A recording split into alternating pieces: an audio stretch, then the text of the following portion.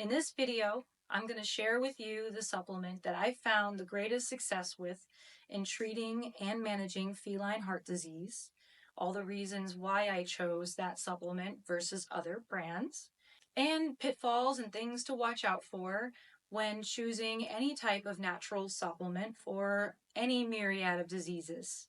So really quickly, feline heart disease, what is it? Well, it's chronic inflammation of the heart, and there's different types of diseases. The most common for kitties especially is hypertrophic cardiomyopathy. More commonly found in middle-aged to older kitties. Some can have birth defects, but for the most part, the older kitty cats. In my case, my kitty was 9 years old when she was first diagnosed, and that really means it's the thickening of the heart muscle. Her case, it was the left ventricle. The heart muscle thickens to the point where the heart has to work harder and harder to pump blood throughout the body. Of course, the circulatory system begins to suffer. It can result in high blood pressure, heart palpitations, and to make matters worse, that she already had a heart murmur, just a separate issue on top of it. But unfortunately, with hypertrophic cardiomyopathy, it was a secondary disease to the hyperthyroidism, which is where I speculate the heart murmur may have also come from. And feline hyperthyroidism is where they have that tiny little benign tumor on their thyroid. It's like your computer if it's not functioning properly. So everything gets out of whack, including her heart. It was affecting her heart, making her heart work hard. And that's where it developed that thickening of the heart muscle. So some symptoms you'll see would be like loss of appetite, shortness of breath, rapid respiratory rate, overall difficulty breathing. Sometimes you might see not necessarily rapid breathing, but more heavy labored breathing. Can really see their abdomen just like in, out, like really heavy. And you might even see some panting, open mouth breathing. If you see that, stop what you're doing and take the kitty to the vet, because that is not normal for a kitty to be doing that, and have them rule out heart disease, because you want to catch that as quickly as you can.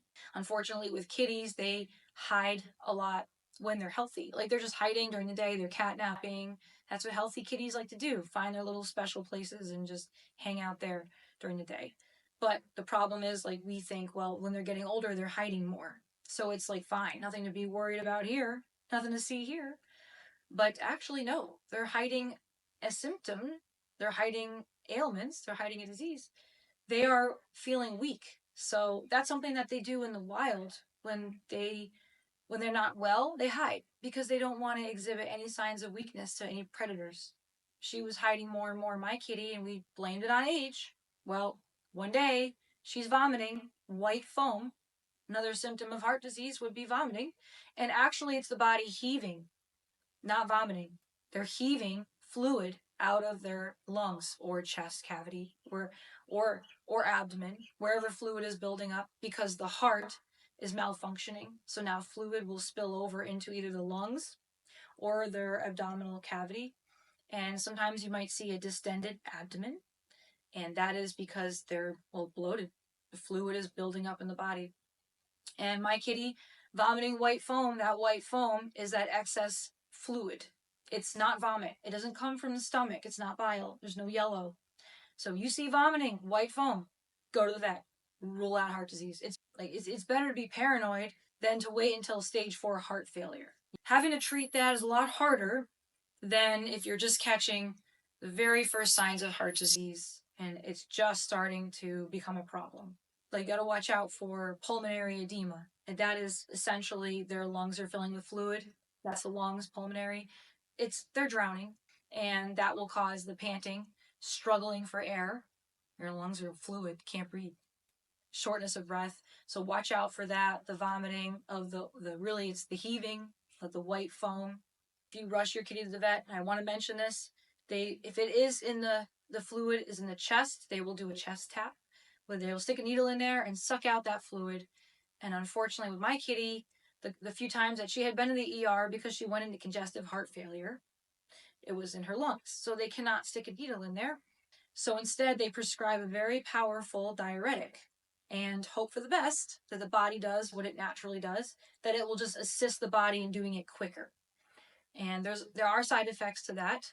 I want to mention kidney issues, The liver can develop issues. They can develop issues with heart disease, especially the kidneys, because the kidneys have to work harder to filter out the excess fluid. And so the kidneys are really overcompensating. They're taking all the heat to keep the heart in good shape. The same thing happens with people. So I've read that people and puppies and kitties can die from their kidneys failing well before their heart actually fails. Kidney failure is a big problem. Again, the body's overcompensating, has to work harder to get that excess fluid out. So another symptom, excess urination. I want to mention that. But getting back to the medication that they wanted to prescribe, I mean, you're taking your chances that their kidneys are not already weak. You don't have time to run these tests. And they gave her the medicine to get the fluid out as quickly as possible, either through urinating or vomiting, and it wasn't happening. So I was sitting there like, okay, we're desperate. We need something. This isn't working. I'm on pins and needles. It's like, what's the purpose of Western medicine if it's not going to be instant gratification? Because it's otherwise it's not worth the risks. There's a lot of risks. And I was like, okay, I'm searching for natural diuretic. And I came across a few. Luckily, they were at the local farmer's market. I gave them to her within 20 to 30 minutes. She was starting to show signs. She was going to heave. So I picked her up. Now I'm at home now. I pick her up. I rush her to the kitchen sink. Her mouth opens. It's like a bucket of water just dumps out of her mouth. And it's like the most miraculous thing I had ever seen. And she just looked at me with these kitty eyes like, I can breathe now. Wow, this is what it's like to get air. This is nice. So I put her down. She walks away. She sat upright and she was kind of looking around like, wow, I'm living again. And she starts grooming herself like nothing had ever happened. And I'm like, okay. Like 1 minute we're in heart failure. The next minute we're like totally fine getting ready for dinner. Like, okay. That's the power of natural diuretics and natural supplements in general, which I'll get to in a second. But I wanted to mention all this so you're aware of all the symptoms and how, if they're having a hard time breathing, that's an emergency. You can't put that off. So get them to the vet right away. Yeah, vomiting.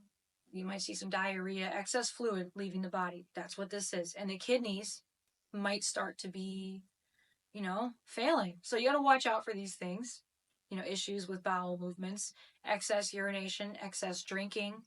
Now they're getting fluid out of their body quicker. Now they're going to be thirsty. Lack of electrolytes. Got to watch out for that. Loss of appetite. Well, yeah, if they're having a hard time breathing, the last thing they're going to think about is being hungry is eating. Like, don't expect them to eat when they're struggling for air. Sometimes you'll see kitties kind of laying on the floor and they're extending their neck out. Like, that's just them trying to get air. So watch for all of these things. You might see sudden hind leg paralysis, weakness of the legs, might be due to a blood clot.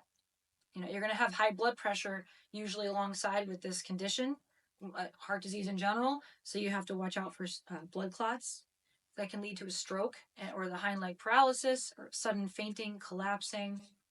You also want to watch out, even like their legs start to get weakened. Their back legs, their hind legs will look weak when they're walking. They're not getting oxygen to where it needs to go. So also checking for things like their ears are cold. Like my kitty, her ears got colder and colder. Their gums can turn pale or bluish tinge. Scary stuff here. And oxygen is not getting to where it has to go. Their nose can turn colors. My kitty has a black nose. It turned pink. 2 days later, she went into congestive heart failure. It was terrifying. And I didn't know this stuff. I wish I knew this stuff. I wish I was armed with all this knowledge right before the diagnosis of hypertrophic cardiomyopathy or before that. Like, I wish they came with this manual of like all these symptoms to watch out for and how severe of a disease they could have if left ignored. Like, we have to be very careful and very diligent as pet owners and make all these little observations because all these little things matter. Like that nose changing color might have seemed cute, but it wasn't cute. And that's when she got her first diagnosis of hypertrophic cardiomyopathy about 5 years ago. And so now I want to share with you the best supplement that I found when treating her heart disease and going forward. Now my puppy gets it as well. So I like the fact that these supplements are interchangeable between kitty and puppy. It's really nice. This supplement by NHV called the Hearty Heart that I use, I chose it as the best I've had the best success with. and they show you on the back the herbs, all the ingredients, the herbs, the berries, and they've got the dosage on there. So really quickly, hawthorn berries, balsam poplar, hops flower, valerian root, wood betony, lobelia herb, European mistletoe, motherwort, and pulsatilla. And I'll talk about really quickly why they're in there. But I do like that NHV, they are holistic vets. They formulated these with these herbs to work synergistically together. So the first one, hawthorn berries, it's one of the most popular used when treating heart disease of any type. It acts as a cardiotonic, and it's been used for heart failure, heart palpitations, heart weakness, and the circulatory system. It works by dilating the blood vessels and coronary arteries, which improves the metabolic process and the blood supply to the heart and the rest of the body. Helps regulate the heart, coronary flow, and blood pressure. It also has a soothing and sedative like effect, which is helpful when reducing stress. Balsam poplar for stimulating the circulation, supporting blood flow. It also has a strong anti inflammatory effect. Hops helps relax tension and anxiety while supporting circulation. Valerian root helps manage heart palpitations and regulate the nervous system. Wood betony herb, one of the most valued herbal medicine. It's a nerve tonic and it contains glycosides, which may help and reduce blood pressure. Lobelia causes immediate relaxation and expansion of the respiratory system that allows oxygenated blood to flow freely. And European mistletoe for controlling tachycardia, relaxes spasms and hypertension. Motherwort has a strengthening effect on a weak heart, also helps with maintaining a regular heartbeat and lowers blood pressure. And finally, pulsatilla, an herb that's used in relaxing the heart muscle. Pulsatilla is also known to be a sedative and easing coughing, which I didn't even mention, but yeah, coughing and wheezing can be a symptom of heart failure and heart disease in general. So I do like their blend of herbs, and they were chosen because they work better together. They have a synergistic like effect, whereas you'll see them individually not as powerful. I like the fact that they don't have any fillers or no seed oils, which we want to avoid those because we know all about that now, and we know that seed oils cause oxidation within the cells, and oxidation leads to inflammation, and chronic inflammation is the root of all disease. So we don't want that. We don't want to add to it. And we want to watch out for natural flavors. So as we know, these things can be very strong tasting and smelling. They're herbs. See, now I take matters in my own hands. Literally, I squirt it in their mouth directly because I can't take any chances. My kitty's too smart and too picky, and if I put anything in her food, God forbid, it's no good. It's off in the slightest bit of taste or smell. Nope, not eating it. So I picked her up twice a day, squirted it in her mouth. And I will have a video on how to give these medicines because I know it's not easy. Most of us are not trained veterinarians. So I basically had to become one overnight. That's what I felt like when I learned all these things. So I'll share with you the easiest way to give them their medicine to make sure they're getting the full dosage, in this case, twice a day. You don't want them missing it. And again, yeah, the natural flavors, getting back to that, I just didn't want to take any chances. I don't know where this stuff is coming from. I wasn't willing to risk it for the biscuit. So I was like, well, I'm just going to squirt in her mouth directly. But that's why they put it in there, because they're trying to hide and mask the smell and taste. And hey, you know what? My puppy, he will, for the most part, he takes it seemingly with no problem. But not the kitty cat. She's too fancy for that. She loves her fancy food. So yeah, watching out for any natural flavorings. And yeah, I don't know what these natural flavors are doing. Something else to watch out for, correlation is not causation. So what do I mean by that? Just because I gave her a brand new supplement and then she vomits that day doesn't mean it was the brand new supplement. It looks like it was, but little did I know, kitty cat got into something behind my back. A piece of grass, or like she ate something on the floor she shouldn't have eaten. Kitty cats are very sneaky like this, and they don't tell you these things. So I give her the supplement, she vomits, I blame it on the supplement, I ditch the supplement, but the supplement was fine. It was her. You know, being sneaky kitty cat. So being very careful with that, not blaming the supplement when something happens. It's natural to do that. I did that a lot. Rookie mistake. And you could end up passing up what could have been a great supplement if, you weren't aware, like maybe something else is going on or the disease is progressing, but you just started the supplement. It needs time. It takes time. Give it a chance.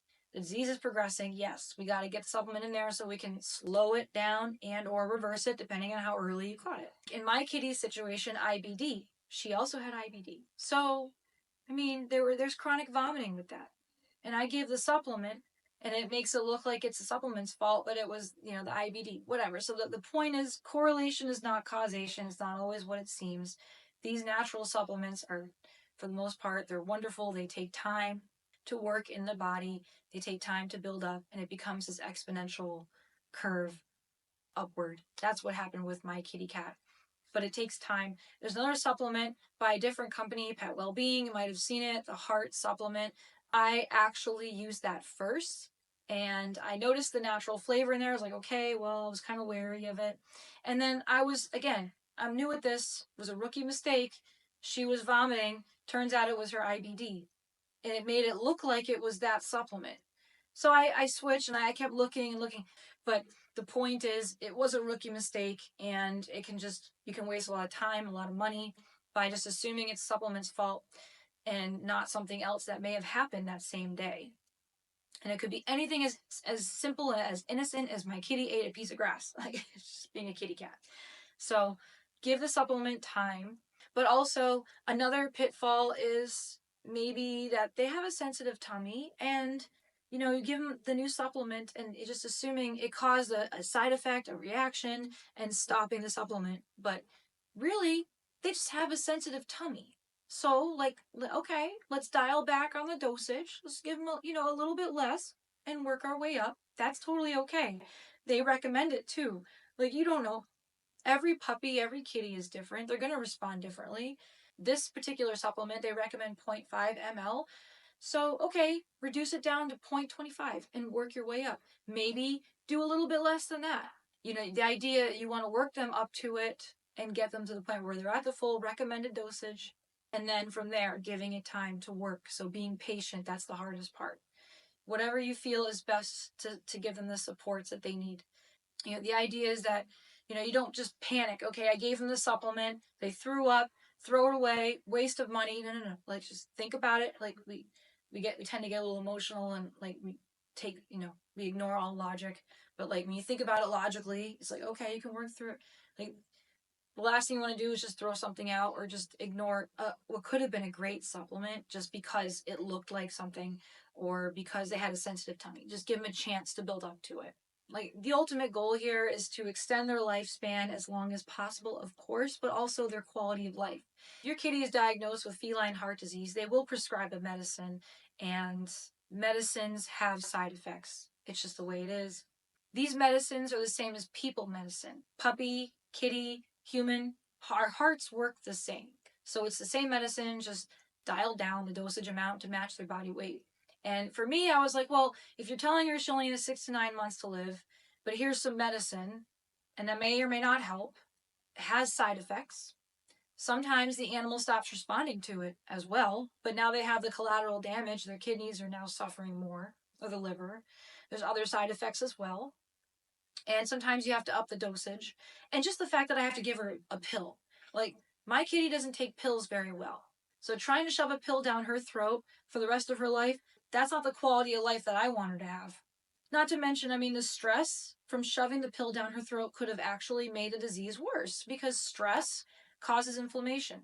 Chronic inflammation leads to disease. I'm not going to add fuel to the fire. Like, I'm not going to add more stress to her than she already has. And the high blood pressure from the heart disease already has created anxiety. I'm not going to add to it. So that is where I was like, I need to find a natural supplement. And that's where I started down this entire road, this entire journey of learning about all these amazing natural supplements. Yeah, I want to treat them with that in mind, is that, yeah, quality of life matters too. Of course it does. And they deserve a chance. Like, people give people a chance. Like, when they're in a coma, they're like hopeful they're going to wake up. So they give them a chance when very evident that they're not, but they treat them that way, and they deserve it, right? They deserve to be treated as though they're going to wake up any day now. And I just feel like, okay, well then my puppy and my kitty is should be treated no differently. They look at me like, hey, can you help me? I want to breathe again.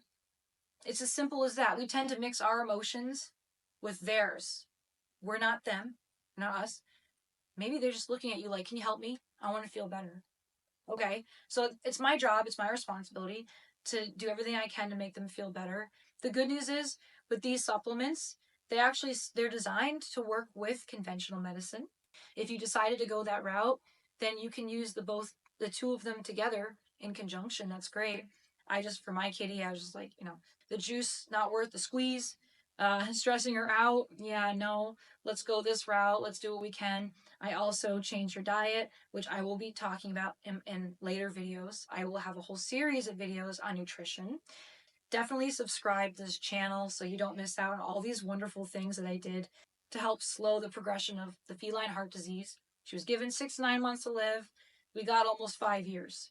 So there is hope. It just takes time, it takes diligence, and being patient and not giving up on them. Also, leave a comment. If you found something better, please share it with everybody. We would love to hear about your experiences and if you found something better. I mean, the idea of this channel is that it's one giant encyclopedia that we can all reference if anything comes up, whether it be IBD or feline heart disease or stomatitis or feline asthma or upper respiratory infections or for doggies, vestibular disease. These are all things so you can quickly reference in this channel and Diana's Apothecary. I got you covered. We'll take care of this.